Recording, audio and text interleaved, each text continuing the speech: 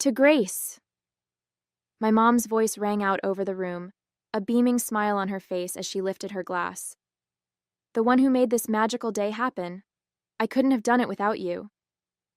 I froze in my seat, the words slamming into me like a brick wall. Applause erupted around me, the room filled with laughter and cheers as Grace, sitting just a few seats away, gave a modest little smile and nodded graciously. My name is Anna Clark. I'm 30 years old, and up until recently, I thought I had a pretty solid relationship with my mom. We used to be close, movie nights, long talks over coffee, a real bond.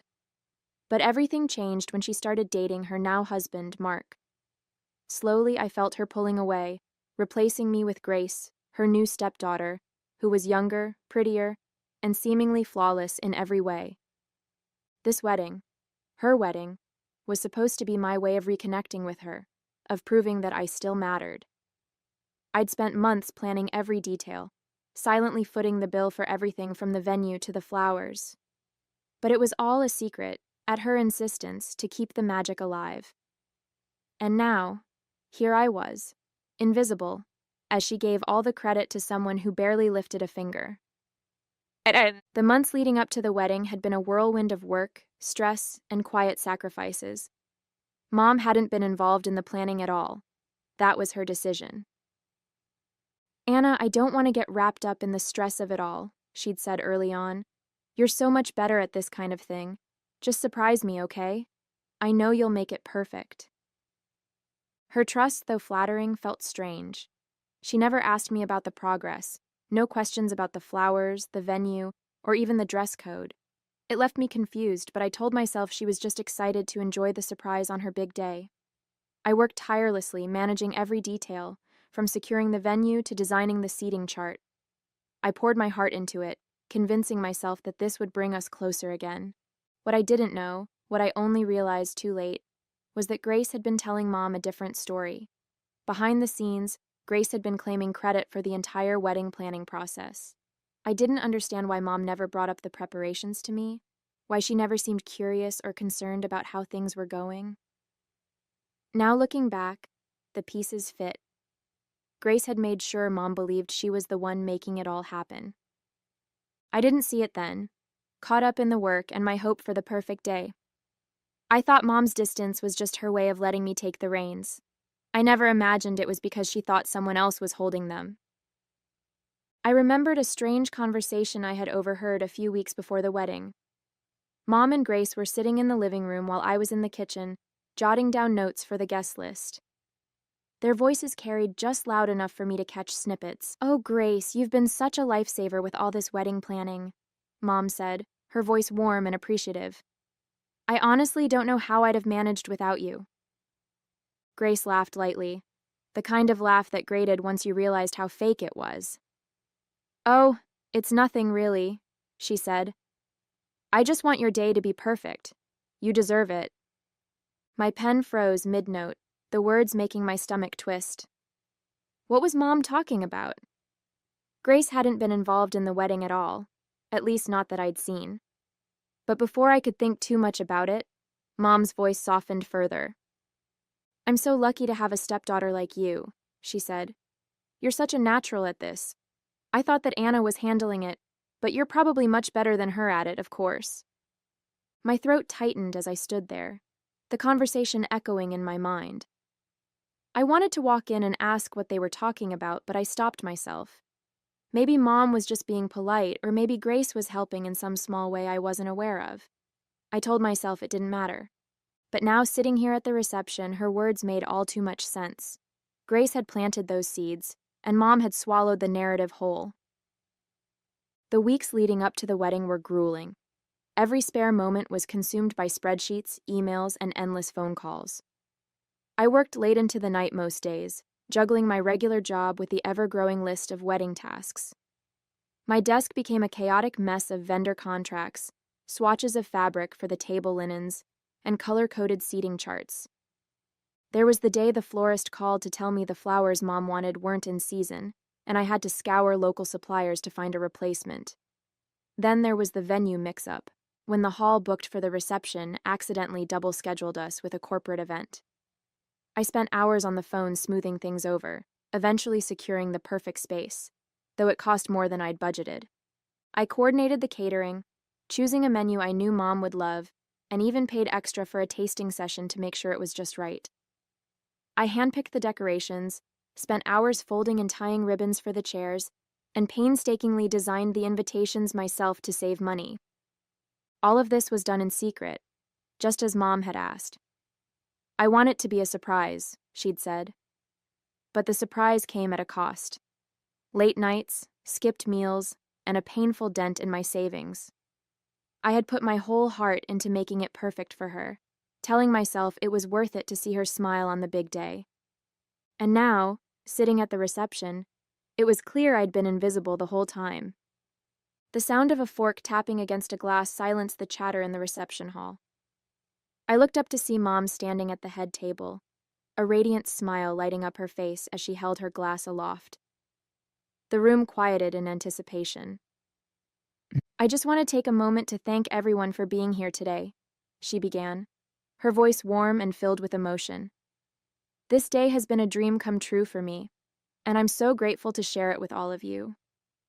Her eyes scanned the room, briefly meeting mine, before moving on.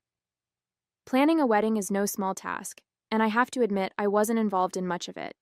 But thankfully, I had someone who stepped in and made this day as perfect as it is. My heart swelled for just a moment, foolishly hoping she meant me. Grace, Mom continued, her voice brimming with pride, you've been my rock through this whole process. You've been there every step of the way, making sure every detail was perfect. I couldn't have done this without you. The room erupted into applause, heads turning toward Grace, who gave a bashful smile and waved lightly, like the gracious heroine in some story only she seemed to know. I'm so lucky to have you as my stepdaughter, Mom said, her voice cracking slightly with emotion. You've made this day magical, and I'll never forget everything you've done for me.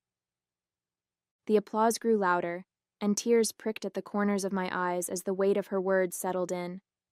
Not one mention of me, not even a nod in my direction. I sat frozen in my seat, forcing a smile as my chest tightened painfully. Grace beamed under the attention, her eyes flickering to mine for the briefest moment, a subtle smirk tugging at the corner of her lips. I sat there, my hands clasped tightly in my lap, my heart pounding in my chest as the applause for Grace roared around the room. My cheeks burned, and I swallowed hard, willing the tears to stay hidden. This wasn't the time, this wasn't the place. Looking at Mom, glowing with happiness, and Grace, soaking up the admiration, I felt a storm of emotions, anger, sadness, and a gnawing sense of betrayal. But I also knew that saying anything now would only make things worse. This was her day, her wedding. No matter how much it hurt, I couldn't bring myself to ruin it. I forced a smile and joined in the polite clapping, though it felt like my hands weighed a ton. I kept my gaze down and my face neutral, determined not to let anyone see how much I was unraveling inside. I told myself I'd deal with it later, process it, confront it if I had to. But not now. Not here. For the rest of the evening, I stayed quiet, blending into the background as much as possible, waiting for the night to finally end. A week after the wedding, when Mom returned from her honeymoon, I decided I couldn't hold it in any longer. The betrayal had been simmering in my chest, growing heavier with each passing day. I went over to her house and found her unpacking suitcases in the living room, her face still glowing from the vacation. "Mom," I started, my voice sharper than I intended. "We need to talk." She looked up, her smile faltering at my tone. "What is it, Anna? You don't look happy to see me." I crossed my arms, the words spilling out before I could stop them. "What the heck was that? At the wedding? I was the one who did everything for you, and you stood up there and gave all the credit to Grace. She didn't do a single thing." Mom's face hardened, the warmth in her eyes vanishing. "Anna," she said, her voice icy, "I don't know what's gotten into you, but this jealousy of Grace is unbecoming. She worked so hard to make that day special for me. She was the one who actually cared about me. My jaw dropped, my stomach twisting into knots. Jealousy? Mom, I'm not jealous. Grace lied to you. She didn't plan anything. I did. Every flower arrangement, every table, every vendor, I was the one who made it all happen. Mom let out a dismissive laugh, shaking her head. Stop it, Anna. I asked you to handle the planning, but you clearly didn't care enough to follow through. Grace stepped in because she knew how important this day was to me. She's the one who made it perfect, not you. I stared at her, disbelief flooding through me. She lied to you, Mom. She didn't do anything. She just took credit for all my work, and you believed her without even asking me about it? She crossed her arms, her expression unyielding. Grace wouldn't lie to me, Anna. You're just upset because she outshone you, and frankly, that's on you. Her words hit me like a slap, and I felt the tears rising despite my best efforts to stay composed. You're wrong, I said, my voice trembling. And one day, you'll see that. But she turned away, dismissing me with a wave of her hand. I think you should leave, Anna. I won't stand here and listen to you badmouth Grace. I walked out, my chest aching, the door slamming behind me. Her blind loyalty to Grace stung more than anything I could have imagined. She had chosen Grace's lie over my truth, and I didn't know how, or if I could ever fix that. The next day I couldn't let it go. The anger and betrayal bubbling inside me pushed me to do what I'd been avoiding. I went to Grace's apartment. When she opened the door, her face lit up with that saccharine smile she always wore, as if she hadn't turned my life upside down. Anna, she chirped, leaning casually against the doorframe. What a surprise. What brings you here? I clenched my fists, forcing myself to stay calm. We need to talk, I said, my voice steady but sharp. Sure, come on in, she said with a cheerful tone, stepping aside. I walked past her into the pristine living room, the scent of her overly sweet perfume lingering in the air. I turned to face her, not bothering with pleasantries. What the heck, Grace? Why did you tell my mom that you planned her wedding? Her smile didn't falter, but there was a flicker of something in her eyes. Guilt, maybe, or just irritation. What are you talking about? She said, feigning confusion. Don't play dumb, I snapped, my voice rising. You told her you planned the wedding. You let her believe you did everything when it was all me. Do you have any idea how hard I worked? How much I sacrificed to make it perfect? Grace laughed lightly, brushing a strand of hair from her face. Anna, I never told her anything like that. She just assumed I was helping. I didn't think it was a big deal, so I didn't correct her. I glared at her, my blood boiling. Didn't correct her? You sat there at the reception and soaked up all the credit. You let her believe it was you while she completely ignored me. She crossed her arms, her smile turning smug. Look, it's not my fault she believes in me more than you. Maybe if you'd been a little more open about what you were doing, this wouldn't have happened. Her words hit like a slap, and I took a step closer, my voice trembling with fury. You're unbelievable. You knew exactly what you were doing, and you didn't care. All you wanted was the spotlight. Grace shrugged, her expression cool and detached. If it means that much to you, talk to her. It's not my problem if she thinks I'm better at these things than you are. I stared at her, disbelief and disgust flooding through me. You're pathetic, Grace, I said, my voice low. And one way or another, the truth is going to come out. Enjoy the spotlight while you can. Without waiting for a response, I turned and walked out, slamming the door behind me. My chest heaved with a mix of anger and resolve. I didn't know how yet, but I was going to make sure everyone knew the truth. Grace wasn't going to get away with this. The day of Grace's birthday arrived, and I sat at home stewing, knowing full well I hadn't been invited. I'd heard from my brother that it was going to be a big celebration. Grace's friends, her boyfriend Liam, and even my mom and the rest of the family would be there. The thought of them all laughing and celebrating while Grace basked in the attention made my blood boil. I stared at the folder on the table in front of me, packed with receipts, email chains, and text messages. every piece of evidence proving that I had been the one to plan and pay for Mom's wedding. Grace's lies had stolen my effort, my recognition, and my relationship with Mom. And I'd had enough. I grabbed the folder, threw on a coat, and headed out the door. I didn't know exactly what I was going to say, but I knew I couldn't let this go on any longer. Before I showed up, the room was buzzing with admiration for Grace. Laughter echoed through the space as her friends and family circled her, their voices overlapping with compliments. "You really outdid yourself with that wedding, Grace," one of her friends gushed, holding a glass of champagne. "Everything was so elegant. It looked like something out of a magazine." Another chimed in, "The floral arrangements were breathtaking. You have such an eye for detail." Even Mom couldn't hold back her adoration. "I don't know how you managed it all," she said, beaming at Grace. "You made it perfect, just like I knew you would." Grace basked in the attention, smiling sweetly and nodding modestly, her eyes glinting with satisfaction as she soaked up the praise for work she hadn't done. When I arrived at Grace's apartment, the party was in full swing. Laughter spilled out into the hallway as I stood at the door, taking one last deep breath before knocking. The noise quieted, and a moment later Grace opened the door. Her smile froze when she saw me. "Anna," she said, her voice tight. "What are you doing here?" "Crashing the party," I said evenly, stepping inside without waiting for an invitation. The room fell silent as I walked in, all eyes turning toward me. Mom was sitting on the couch, a drink in hand, while Grace's boyfriend Liam stood near the cake, looking confused. "Everyone," I began, my voice loud and steady. "I'm sorry to interrupt, but there's something I need to say." Grace closed the door and turned to me, her face pale. "Anna, this isn't the time." "It's exactly the time," I cut her off, my gaze sweeping the room. "For weeks now, I've been watching someone else take credit for everything I did to plan my mom's wedding. And I think it's time everyone knows the truth."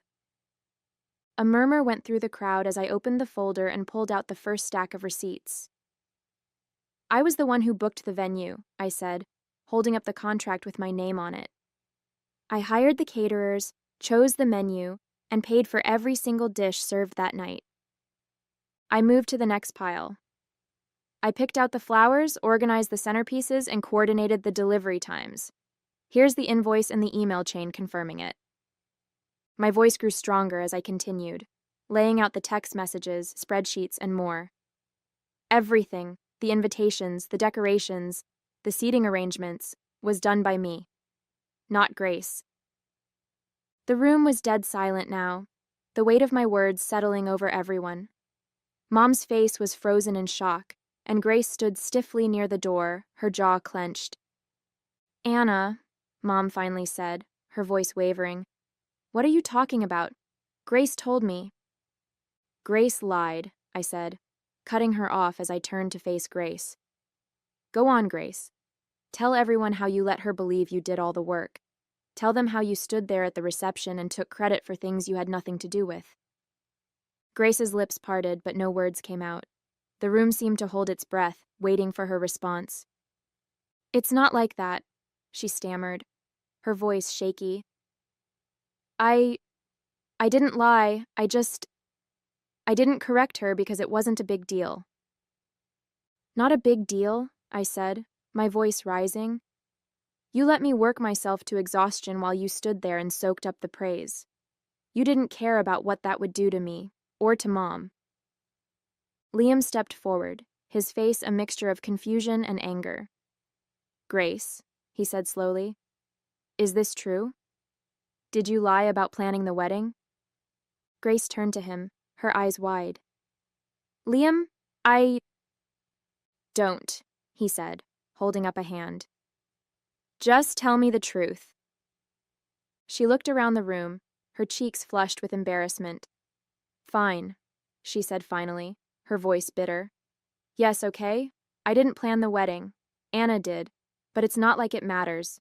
It was just one day." The room erupted in gasps and murmurs. Liam's face hardened, and he took a step back from her. It matters to me, he said coldly. If you can lie about something like this, what else are you lying about? He shook his head, his voice filled with disbelief. I can't do this anymore, Grace. We're done. Grace's mouth fell open, but no words came out. The color drained from her face as she watched Liam grab his coat and leave. I turned to Mom, who was sitting frozen, her eyes glossy with unshed tears. I tried to tell you, I said softly. I did everything for you, and you wouldn't even listen to me. Anna, she said, her voice breaking, I didn't know. I'm so sorry. I should have asked, I should have. It's too late for that, I said, my tone firm but not unkind. I just needed you to know the truth, and now you do. With that, I gathered my things and walked out, leaving the party in stunned silence. For the first time in weeks, I felt free. A couple of days later, the phone buzzed in my hand, and I glanced at the screen, surprised to see Grace's father's name. Mark wasn't the type to call. He was always quiet, keeping to himself at family gatherings. Hesitating for a moment, I answered. Hello? I said cautiously. Anna, his deep voice came through, slow and deliberate. It's Mark. I hope I'm not bothering you. No, it's fine, I replied, unsure of where this was going. What's on your mind? There was a pause, the kind that felt heavy with unspoken words. Finally, he sighed. I just wanted to apologize, he said, his voice thick with shame, for what happened, for what Grace did. My chest tightened, but I kept my voice calm. You don't have to apologize for her, Mark. It wasn't your fault. I know, he said quickly. But still, I feel responsible. I raised her better than that, or at least I thought I did. He paused again, struggling to find the right words. At the party, when I found out what she did, taking credit for all your work, I was ashamed, Anna. Terribly ashamed. You didn't deserve that. I swallowed hard, his sincerity catching me off guard. Thank you for saying that, I said softly. It means a lot. She's paying the price now, Mark continued, his tone somber. I think she's starting to understand the damage she's done. But that doesn't fix what you went through. If there's anything I can do to make it right, anything at all, just say the word. I exhaled, the weight of his words settling over me. I appreciate that, Mark, I said after a moment. I really do. But I think the best thing you can do is talk to Grace. Help her see why this wasn't okay. I will, he said firmly. I promise, Anna. And again, I'm sorry. For all of it. Thank you, I said, my voice steady but filled with gratitude. That means more than you know. In the weeks following Grace's birthday, things shifted. Mom reached out several times, apologizing profusely for not believing me, and for the way she had dismissed my efforts. Her words were filled with regret, and though I accepted her apology, I made it clear that rebuilding trust would take time. Grace, on the other hand, had become a shadow of her former self. The admiration she had once basked in was gone, replaced by awkward silence and judgmental stares from friends and family who now saw her for who she truly was. Liam never came back, and from what I heard, Grace hadn't taken the breakup well. As for me, I felt lighter. For so long I had sought validation from people who didn't value me, but now I realized I didn't need their approval to feel worthy. I channeled my energy into myself, picking up hobbies I'd neglected, reconnecting with friends, and setting boundaries that protected my peace. Mom and I eventually began to repair our relationship, but it was different now. I no longer bent over backward to prove myself, and she seemed to genuinely respect the space I needed. The distance allowed us to rebuild something healthier, something that wasn't built on my sacrifices. As for Grace, she faded from the center of attention, and I couldn't help but feel a little sorry for her. But only a little. Sometimes, the truth had a way of setting things right. And for the first time in a long time, I felt like I could finally move forward.